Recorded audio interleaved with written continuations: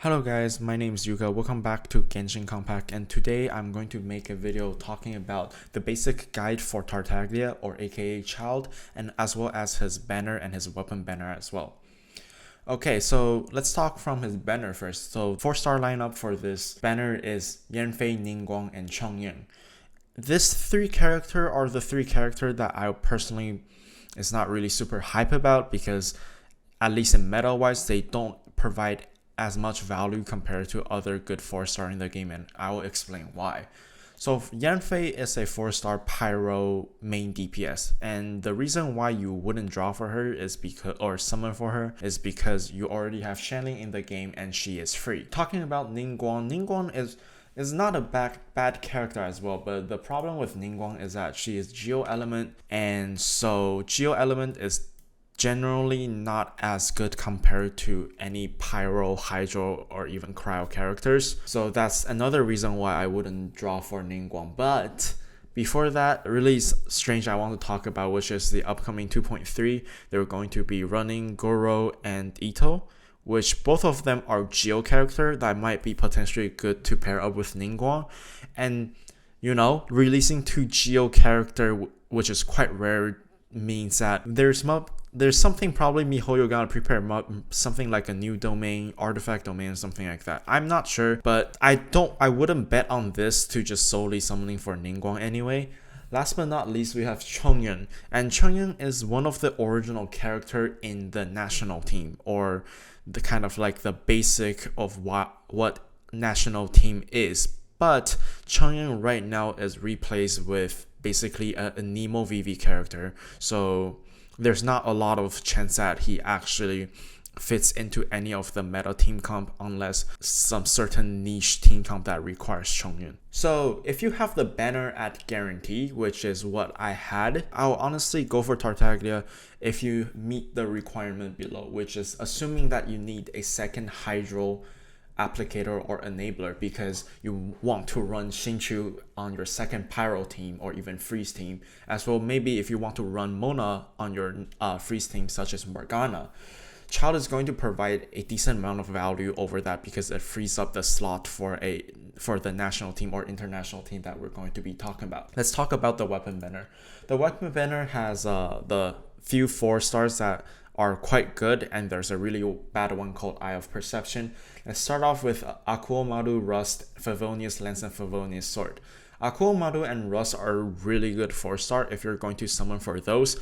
I will not really recommend summoning weapon banner for the weapon unless you are pretty late in the game or you have enough budget for that. And of course, if you're summoning for Polar Star, that is also a good point as well. But Aquomaru is similar to the tuna fish we got for the event, but it seems like going to be a direct upgrade of that. That being said, even though it's a direct upgrade of that, it's a limited 4-star. I would not recommend it unless you're going for R5, and if that's the case, chances are you're going to be a whale instead of a F2P. If you're an F2P or like a goldfish, I don't think that it is going to be worth it. For Favonius Lance and Favonius Sword, Favonius Lance is really good, but there's no reason to summon it because the catch exists. It's a free weapon, and as long as you fish, you can get the weapon to R5. Favonius Sword is also a good alternative for people like Bennett, but it shouldn't be the reason to summon as well because there are better weapons. Free-to-play weapons are also a good alternative. There's no really reason to specifically summon for Favonius Sword. Last but not least, we have Rust, and Rust is a good alternative for a character like Yoimiya,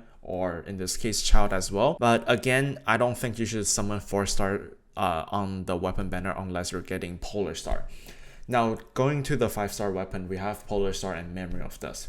Memory of Dust is it's basically copium. It's not a really good weapon unless you have Zhongli on your team. You're running something like a double Geo team with Ningguang and Zhongli, or if you're running something like a C4 Yanfei where she provides a shield for herself. But other than that, it's a weapon that you should avoid. Polar Star. Okay, so now Polar Star we know that it is the BIS or the best in slot for Childe, but you also have weapons such as Skyward Harp, which can be summon which you have a chance to get in standard banner, as well as if you're drawing for other weapon banner, there's a chance of Skyward Harp appear.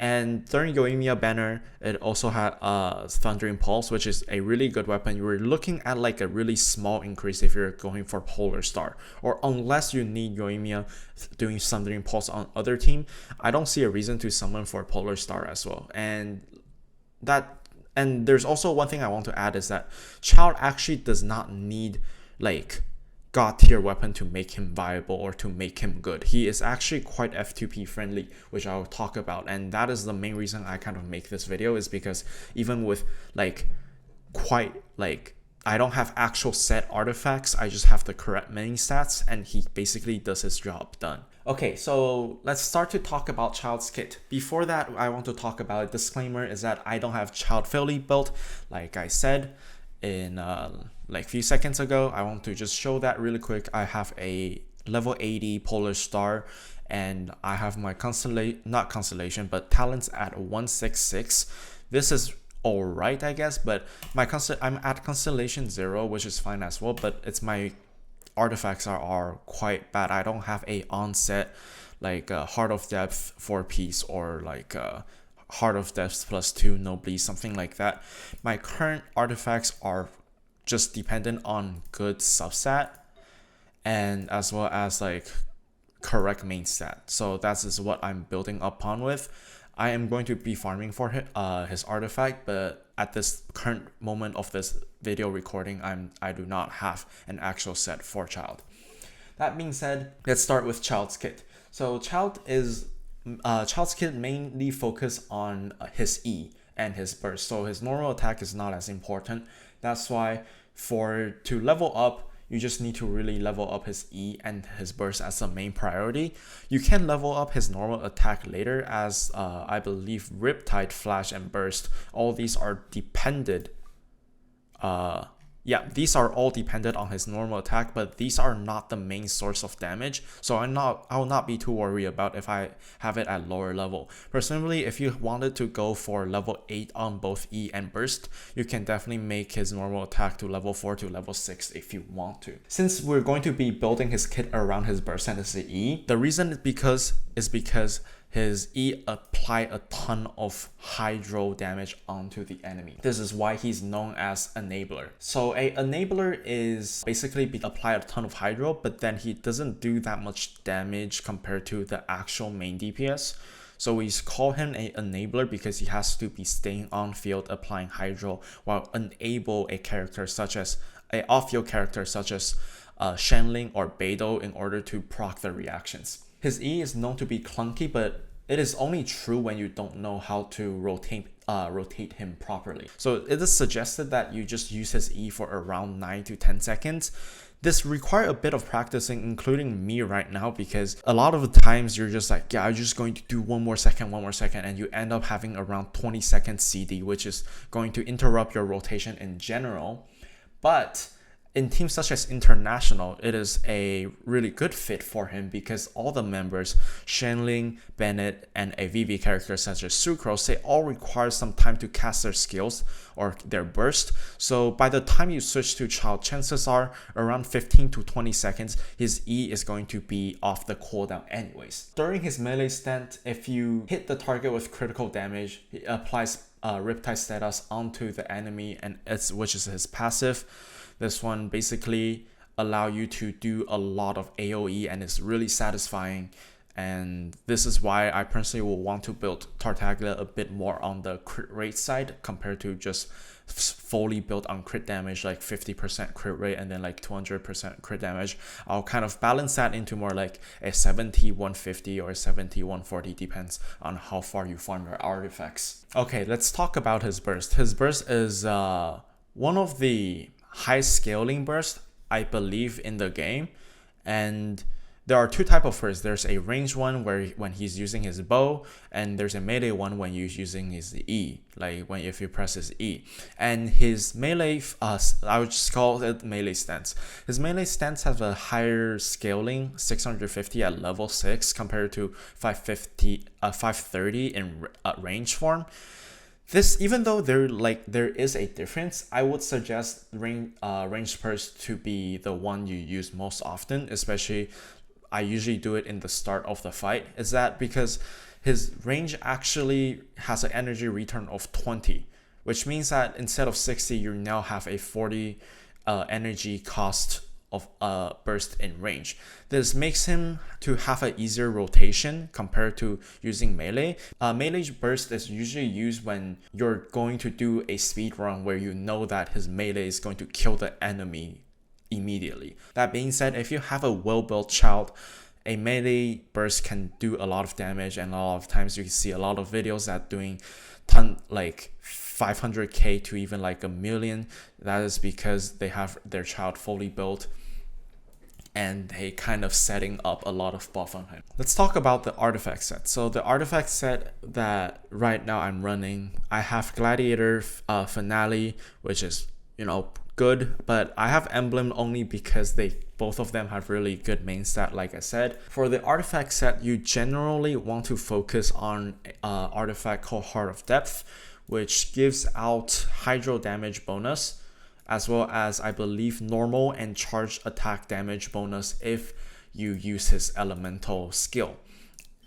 So as you can look here, 2P set applies 15% hydro damage bonus. 4P set, after using elemental skill, it increase normal attack and charge attack, which means that if you use his E, you change it into his melee stance, he's able to deal 30%.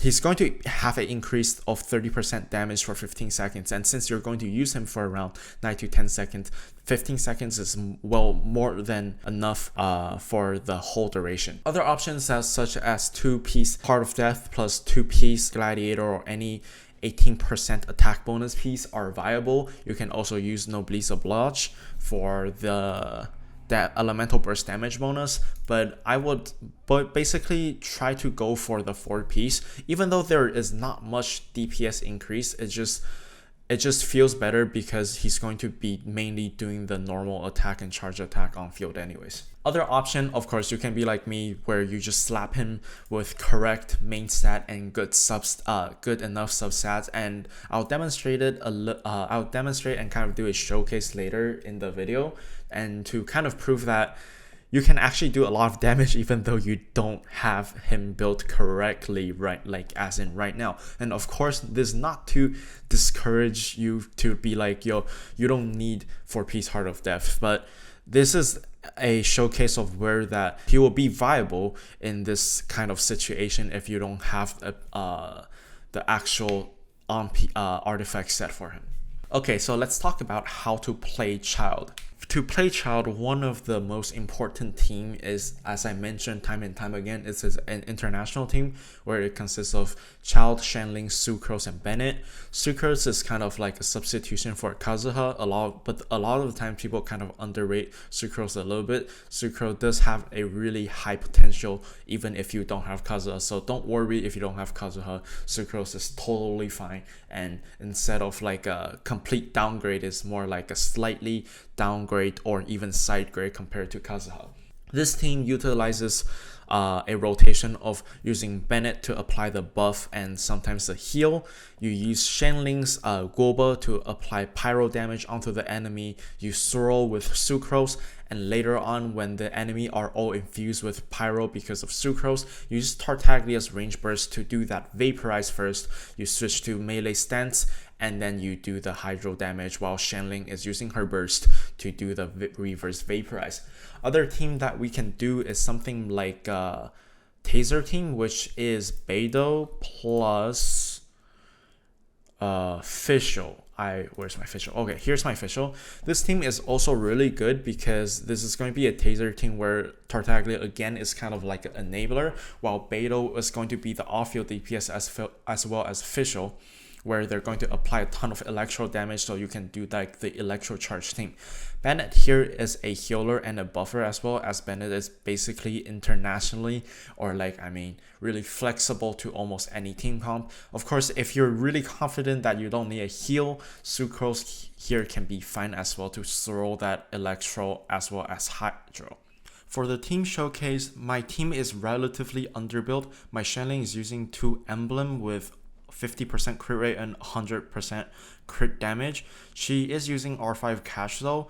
My Sucrose on the other hand only have 2 EM, Sand and Goblet I believe. My Circlet is still on attack and it's not built as well. My Bennett is also only level 60, so again once it shows that the potential that this team have and why it is one of the strongest team in the game. So for people who get Childe on your guarantee, this team will definitely not disappoint you, and I hope this video helps out a little. That being said, I hope you guys enjoy and I'll see you guys in the next one.